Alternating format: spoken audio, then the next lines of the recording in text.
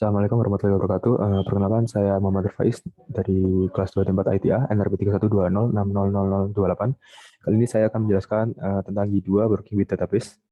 Oke, dimulai dari yang pertama, yaitu YDAO atau Database Access Object, yang dimana YDAO ini dibangun di atas video, PHP Data Object. Video sendiri merupakan extension yang menyediakan antarmuka untuk mengakses database menggunakan bahasa PHP. YDAO menyediakan Object-Oriented API untuk mengakses database relasional. YDAO merupakan dasar untuk metode pengaksesan database secara lebih advance, seperti Query Builder dan Active Record. YDAO dapat langsung mendukung DBMS berikut ini, yaitu MySQL, MariaDB, SQLite, PostgreSQL, Kubernetes, Oracle, dan MS SQL. Oke, lanjut. Koneksi ke database. Untuk mengakses database, kita harus terhubung ke database tersebut dengan cara membuat instance dari y/db/connection. Akses ke database seringkali dilakukan dari beberapa tempat yang berbeda, tapi lebih baik jika dikonfigurasikan pada aplikasi komponen, yaitu pada aplikasi biasanya di web.php. Anda dapat mengakses koneksi DB di atas melalui y up panah DB untuk mengakses ini. Konfigurasi di atas merupakan contoh MySQL, database MySQL. Jika ingin menggunakan selain MySQL, pada properti DSN terdapat nilai, yaitu MySQL ini diganti sesuai dengan database yang digunakan. Misalnya PostgreSQL diganti dengan PGSQL di bagian MySQL-nya. Oke, untuk ini akan saya perlihatkan di sini. Dia terdapat pada web.php ya, di komponen, kemudian di DB yang mengarah ke $DB, yaitu $DB sendiri mengarah ke DB.php. Nah, ini adalah koneksi ke database-nya. Ini. Kemudian menjalankan SQL query. Untuk menjalankan SQL query, kita dapat menggunakan fungsi create comment dan memasukkan SQL query sebagai parameternya.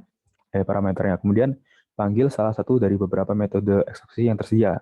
Ini ada beberapa metode, misalnya query all, query one, query column, query scholar. Query all ini menampilkan semua kolom. Query one ini menampilkan satu kolom, query column ini menampilkan kolom tertentu, sekarang scholar ini menampilkan kayak kolom apa berapa gitu. Catatan untuk menjaga presisi data yang diambil dari database selalu direpresentasikan sebagai string teks, walaupun tipe data dari kolom pada tabel adalah numerik. Ya, jadi tampilannya selalu string. Jadi untuk menjalankan SQL query ini sendiri akan saya coba. Itu pertama kita coba melalui mahasiswa controller. Kemudian kita ke action index. Nah, di sini kita coba buat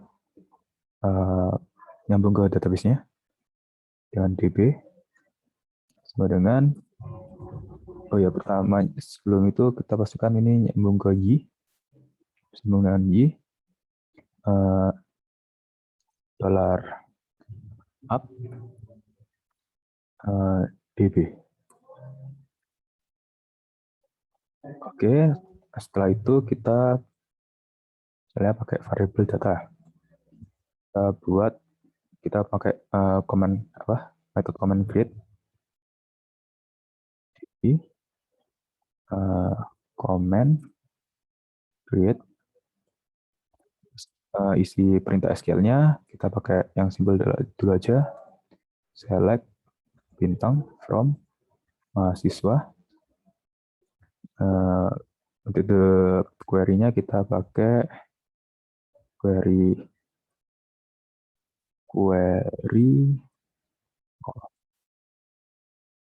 nah, seperti ini.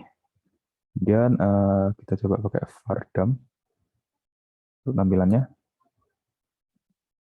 dollar data. Oke, tidak ada error. Kemudian kita coba di sini localhost basic web.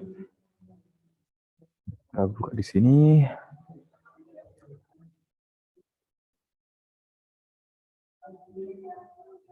Ntar ada masalah di create.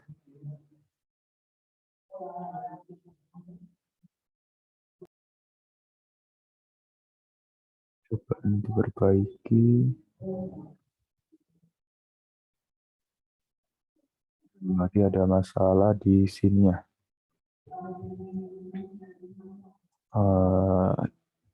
DB, $db 9G, dua kali, $up, DB.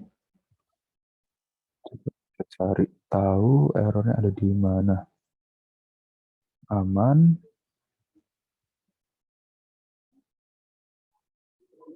Ini dia ada di sini berarti. Data, DB. Oh, kebalik ya. Ini harusnya create comment.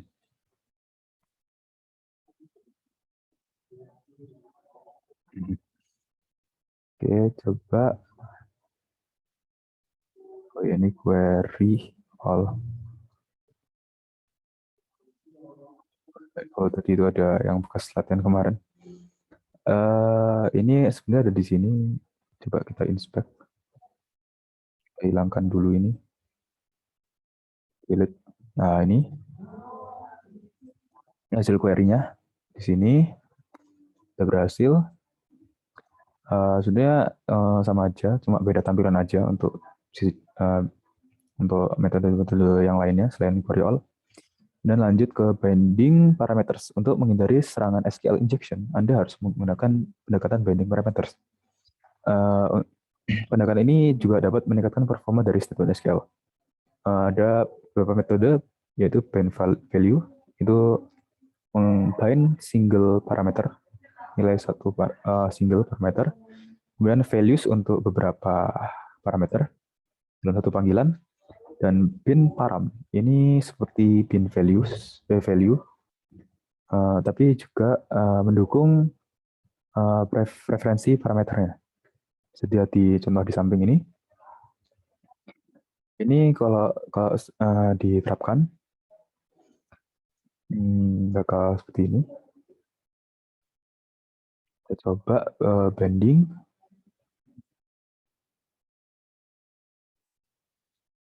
Dengan cara ini diganti where ID sama dengan ID. Oh ya, ini karena dibesarkan aja. Ini karena ini diganti dengan bin value. Kita coba bin value aja. Kemudian di dalam bin value ini kita kasih ID.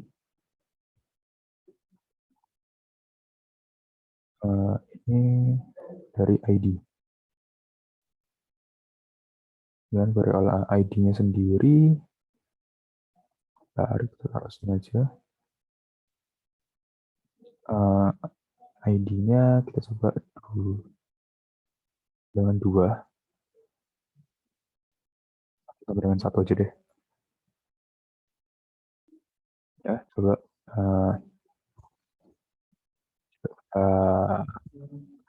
dengan cara ini. Hasilnya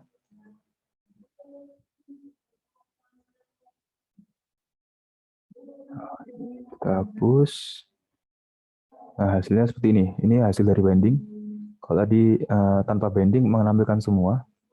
Tapi kalau ini kita ada masukkan ID 1, maka menampilkan ID yang 1. Itu untuk binding parameters. Oke, selanjutnya menjalankan perintah SQL selain query. Perintah SQL selain query ini dapat dilakukan dengan memanggil metode execute. Untuk perintah-perintah DML selain menuliskan statement SQL dasar, juga dapat dilakukan dengan memanggil metode insert, update, dan delete sebelum memanggil metode execute. Bisa dilihat contohnya di gambar samping. Ya, kemudian meletakkan nama tabel dan kolom dalam tanda petik quote. Ada kalanya perlu menuliskan perintah SQL yang di dalamnya terdapat nama tabel atau kolom dalam tanda petik. Nah, misalnya kita menjalankan perintah SQL, select sum salary from employee. Aturan penggunaan quote berbeda dengan DBMS satu dengan lainnya. Semisal MySQL dengan PostgreSQL itu beda. Akan menambah kerumitan dalam menulis perintah SQL untuk aplikasi yang database agnostik tidak terikat dengan jenis DBMS. Tapi dalam YDO, kita dapat mengquote nama kolom dalam double kurung kotak seperti ini dan nama table dalam double kurung kurawal seperti ini. Ini contohnya. Kemudian ada multiple DBMS dalam sistem yang besar atau kompleks. Seringkali terdapat beberapa server database untuk data yang sama. Nah, untuk performa kita mungkin harus butuh mengaplikasikan strategi bahwa penulisan data dilakukan di DBMS master, sedangkan pembacaan data di DBMS slave read write splitting. Untuk menerapkan strategi di atas, kita perlu mengatur konfigurasi koneksi database seperti script di samping ini. Ya, bisa diatur seperti ini. Kemudian dengan konfigurasi seperti script di samping, step menggunakan metode execute akan dianggap sebagai perintah write dan dilakukan pada DBMS master. Sedangkan penggunaan metode query execute akan dianggap sebagai perintah read dan dilakukan pada DBMS slave. Kemudian ada bekerja dengan database skema. YDO menyediakan metode lengkap untuk memanipulasi objek-objek di dalam database. Metode-metodenya antara lain ini seperti create table, membuat table, rename table untuk mengganti nama table, drop table untuk menghilangkan tabelnya, truncate table untuk menghilangkan semua baris di dalam table, add column untuk menambahkan kolom, rename kolom untuk mengganti nama kolom, drop kolom untuk menghilangkan kolom, alter kolom untuk mengalter kolom. Kemudian ada add primary key untuk menambahkan primary key, drop primary key untuk menghilangkan primary key, add foreign key untuk menambahkan foreign key, drop foreign key untuk menghilangkan foreign key, create index untuk membuat index, dan drop index untuk menghapuskan index. Query builder. Query builder dibangun di atas YDO. Dengan query builder, kita memungkinkan untuk membentuk statement SQL secara agnostik. Penggunaan query builder normal membutuhkan dua langkah, yaitu yang pertama membuat objek y/db/query yang merepresentasikan SQL query. Menjalankan metode query misal method all dari y/db/query untuk mengambil data dari database. Script yang ada di sini akan menjalankan statement SQL seperti di bawah ini. Tapi untuk query builder, kita menuliskannya seperti ini. Nah, ini artinya sama, di mana bin parameter last name diisi dengan teks Jono. Catatan, query builder secara otomatis akan menggunakan bin parameter. Seperti itu. Dan ada metode select digunakan untuk memilih kolom. Misal, query select ini isinya ID atau email, fieldnya. Dalam SQL query, seringkali kita menambahkan nama table di depan nama kolom yang dipilih. Kita dapat melakukannya dengan seperti ini. Kemudian untuk menambahkan alias, kita dapat menggunakan seperti ini, atau seperti ini, sama aja. Dan dapat menggunakan fungsi dalam database dengan cara, misalnya pakai fungsi concat, fungsi database concat, yang kita bisa menuliskannya seperti ini. Kemudian untuk menggunakan metode select untuk menambahkan kolom yang dipilih dapat menggunakan cara seperti ini. Seperti itu, ini untuk from ini saya mengambil database data dari database. Caranya seperti ini. Terus kita juga dapat menjalankan SQL query lebih dari satu table. Contohnya seperti ini. Untuk menggunakan table alias, kita dapat menggunakan cara seperti ini, atau seperti ini, sama aja. Kita juga dapat menggunakan subquery pada form. Misalnya subquery, new query, select ID from user where status sama dengan 1. Ya, seperti ini. Kemudian ada method where. Ini digunakan untuk menuliskan kondisi dari SQL query, misal seperti ini. Atau dengan menggunakan bin parameter. Ya, tulisannya seperti ini. Dan jangan memasukkan variabel di dalam where. secara langsung karena rentan diserang oleh SQL injection. Berikut ini contoh yang benar, contoh yang harus dihindari. Ini kalau bisa jangan dipakai.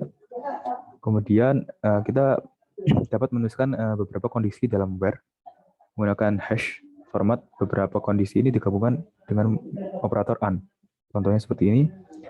Anda juga dapat menggunakan subquery pada where. Contohnya seperti ini.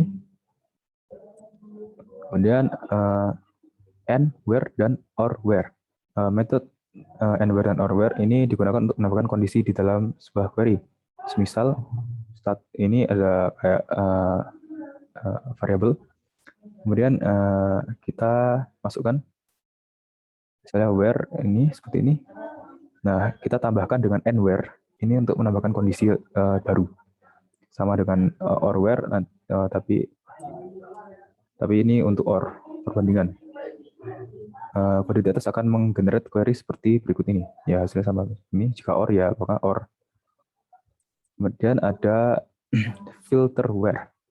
Filter where ini membuat kondisi pada where yang melibatkan masukan dari user. Biasanya kita ingin mengabaikan jika nilainya inputnya kosong. Misal pencarian berdasarkan username, email, namun akan mengabaikan kondisi jika username atau emailnya kosong. Dapat ditulis dengan seperti ini. Jika variabel email kosong dengan username dan ada nilainya, dengan username ada nilainya, maka query akan digenerate seperti ini dengan query builder. Kemudian mirip seperti metode and where dan or where, kita juga dapat menggunakan metode and filter where dan or filter where untuk menambahkan kondisi. Kemudian order by, group by, dan having. Pengurunan order by ini untuk menentukan bagian order ini untuk apa ya, kayak sorting, the sorting. Kita juga bisa menambahkan kolom bagian order by pada SQL dengan memanggil metode add order by. Pengelompokan berdasarkan kolom group by digunakan untuk menentukan bagian group by seperti ini. Contohnya, kita juga bisa menambahkan kolom pada bagian group by pada sebuah SQL dengan memanggil add group by. Having. Metode having ini digunakan untuk menentukan bagian having pada SQL. Contohnya seperti ini. Kita juga bisa menambahkan kolom pada bagian having pada sebuah SQL dengan memanggil metode add having. Kemudian ada limit dan offset. Ini digunakan untuk menentukan batasan pada SQL. Contohnya seperti ini. Untuk DBMS yang tidak mendukung limit dan offset, misalnya MS SQL, query builder akan menggenerate statement SQL mengemulasikannya fungsi limit atau offset. Seperti itu. Di sini ada query methods. Ini ada all untuk mereturn semua.